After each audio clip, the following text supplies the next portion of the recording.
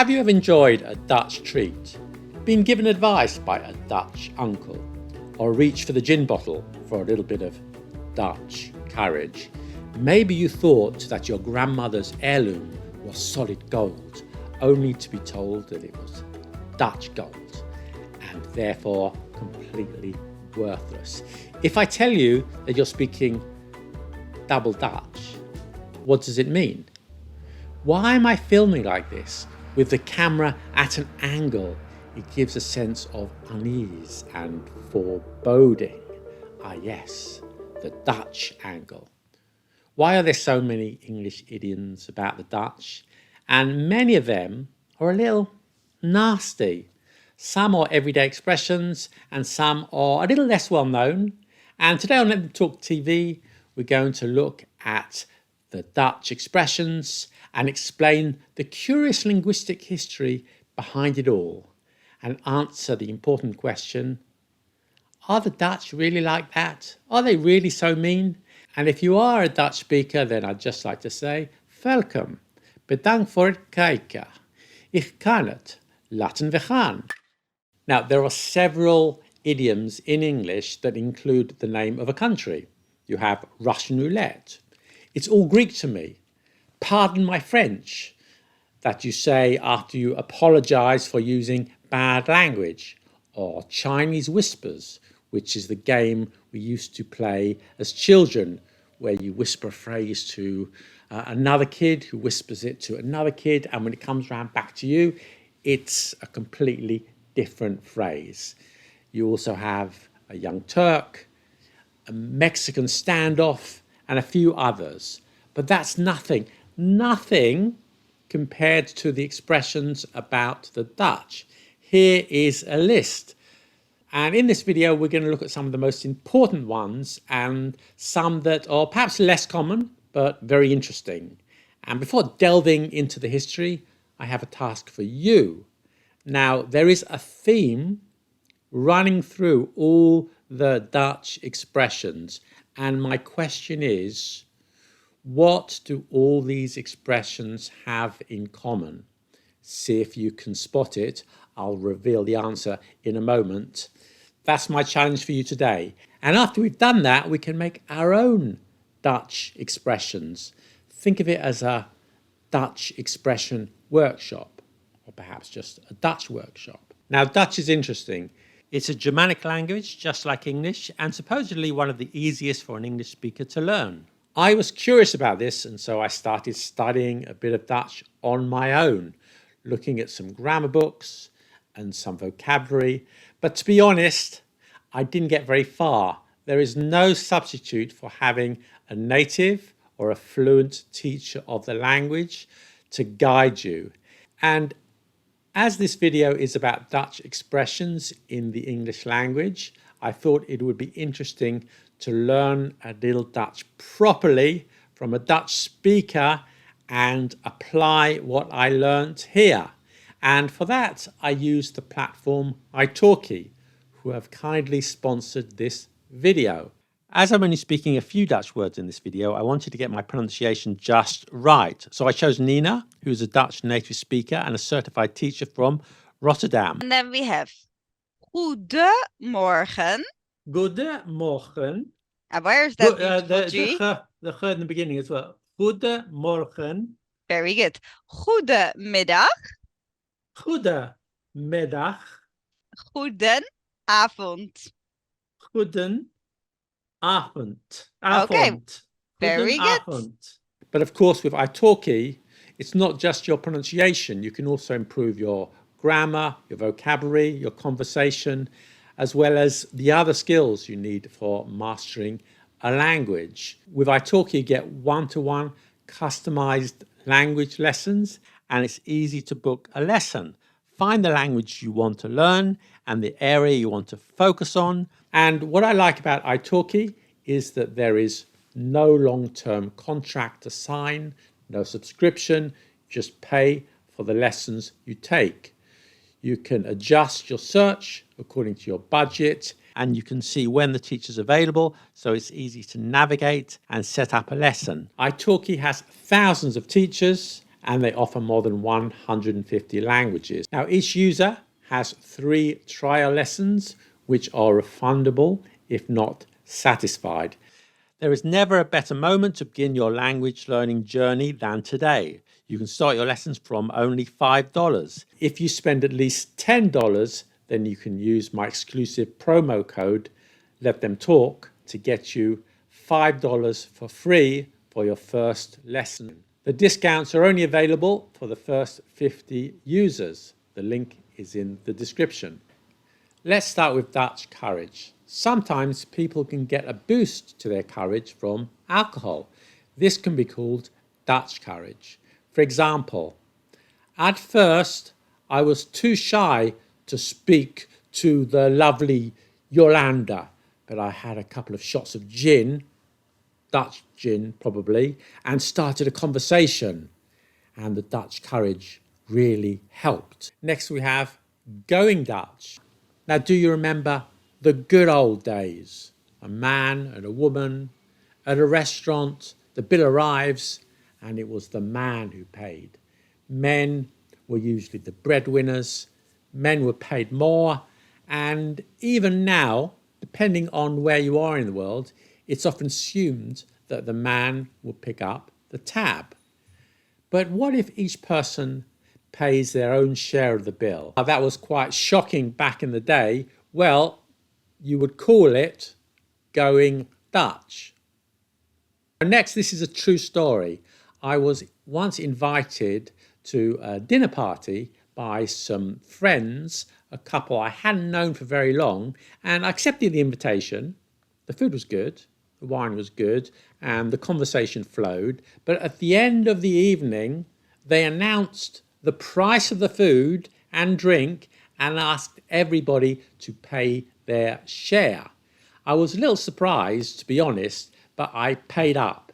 Anyway, we have a name for that, when everybody has to pay their own share at a meal or at an event, and it's called a Dutch treat. Now I've given you a few instances of expressions with Dutch in them. Can you see the connection between them? Okay, so we use Dutch for a playful or twisted version of the thing we're talking about. It means that there is something slightly different from the original, an alternate version, something that deviates from the norm. For example, an uncle is supposed to be kind and charming to his nieces and nephews, but if instead he offers stern advice or criticism, you can call him, that's right, a Dutch uncle. No, no, no, no, you don't want to do it like that. You want to make your video like that. Oh, really? So you see, that's different to what you expect from the behavior of an uncle. Let me give you another example. The normal angle for filming is like this, but you can film like this too if you're making a horror movie, because it's scary, because it's not quite right, it's weird. It's the Dutch angle.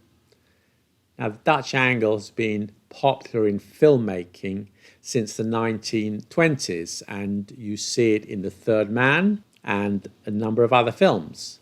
Some sources say that the origin of the Dutch angle is a corruption of Deutsch, because it was popularized in 1920s Germany, but there is no evidence to support this assumption.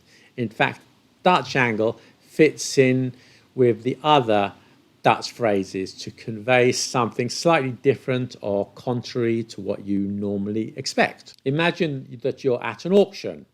You're bidding 1 million, 2 million, 5 million, 10 million. Sold to the lady in the red sweater. Okay, that's the normal way to have an auction. But what if you did it in reverse? You start with the high price and then you lower the price until a buyer is found. That would be called, yes, you guessed it, a Dutch auction. And did you know that tulips are sold by Dutch auction at the flower market in Amsterdam? When something bad happens and somebody says, well, it could have been worse, you know, we have an expression for that. and it's Dutch comfort. You sprained your ankle while skiing? Phew, you're lucky. You could have broken your legs. Double Dutch means to speak in a technical or nonsensical way. Who wrote this contract? I don't understand it at all. It's written in Double Dutch.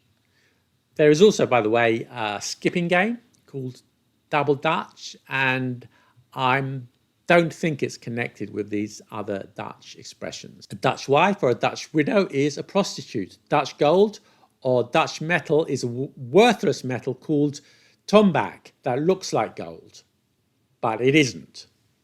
A Dutch agreement is an agreement made between two people who are drunk. A Dutch nightingale is an archaic word for a frog. A Dutch act is suicide. A Dutch oven is not an oven at all.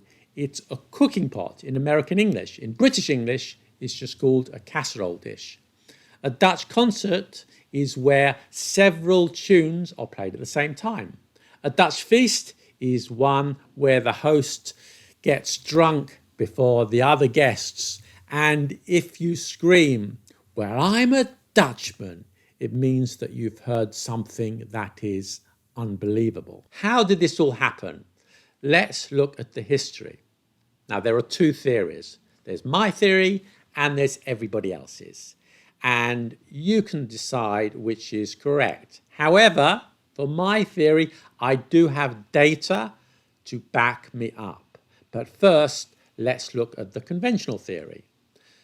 So the general consensus is that it all stems from the Anglo-Dutch wars between England and the Netherlands and later on Great Britain. And there were 4 wars fought between 1652 and 1784. And in some, though not all of these expressions, it seems like there is a hint of anti-Dutch sentiment reflecting the historical enmity between the English and the Dutch.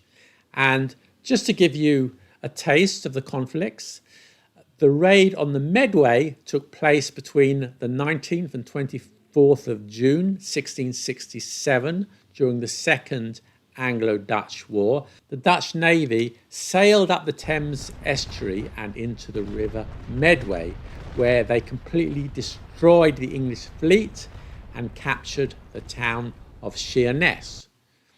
On the 5th of November 1688, the Dutch ruler William of Orange landed at Brixham with an invasion force and proceeded to march on London. This was the last successful invasion of England, and he became William III and jointly reigned with his wife, Queen Mary II. Now, about all this, the Oxford English Dictionary says, go Dutch, Dutch treat, and other phrases are an opprobrious or derisive application largely due to the rivalry and enmity between the English and the Dutch in the 17th century. Really? But could it be that the most esteemed of all the reference books, the Oxford English Dictionary, is wrong? Let's see. Yes, there was a lot of conflict between the Dutch, but that still doesn't explain why we have so many Dutch idioms. The English were at war with the French many times too, and for even longer than the Dutch, and yet we only have a couple of expressions about the French, and they're not even negative.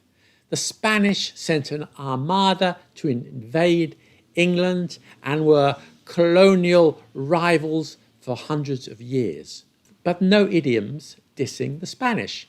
In fact, Britain has been at war with every European country in its history except one. Do you know?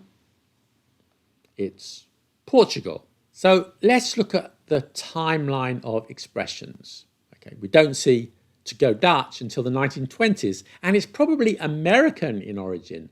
Dutch courage, we don't see until around 1800. Dutch uncle is from the mid-19th century, a long time after the end of the conflicts with the Dutch.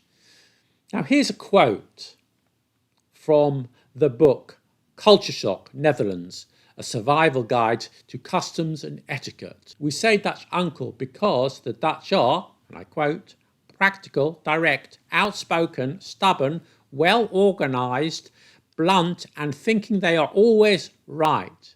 Really? Now that's the kind of stereotypical nonsense that I can't stand. We simply say Dutch uncle because it's contrary to what you'd expect from an uncle. That's why we use Dutch in all these expressions. Nothing to do with bad-tempered Dutchmen. Dutch treat was first recorded in the 1870s. That's 100 years after the wars with the Dutch. I could go on. So if it's not because of the wars then, why the Dutch? Well, the Dutch and the Flemish are our neighbours and a significant trading partner for hundreds of years. And this is attested to by the fact that 1% of the English language comes from Dutch. That may not seem very much, but includes a number of significant words. For example, snack, cookie, which comes from Dutch, koekje, meaning a little cake. Koekje. Pickle, geek, trade, deal, dock, landscape, and many, many more. There were large numbers of Dutch-speaking immigrants working in the textile industry in London, and it's estimated that 1/3 of Scots have a Flemish background, and it explains why there are so many Scottish people or people of Scottish descent who have the surname Fleming, and we talk about this more in this video here. Dutch speakers have for many centuries been an important immigrant community in England and Scotland. The Dutch were seen as different, exotic, quirky, so it's not surprising that if you came across someone that was different, exotic, quirky, you might give it the prefix Dutch. And although at first glance some of these expressions seem negative, many of them clearly aren't. And even those that seem so can be interpreted in different ways. To go Dutch, is it meanness for a man and a woman to share the bill, or evidence of a more liberated culture? You decide. So Dutch as an expression simply means different or contrary to what is familiar or expected. So in short, the Dutch aren't nasty at all. They are in fact just original and offer an alternative worldview, which is what many of these expressions attest. But now, can you make your own Dutch expressions?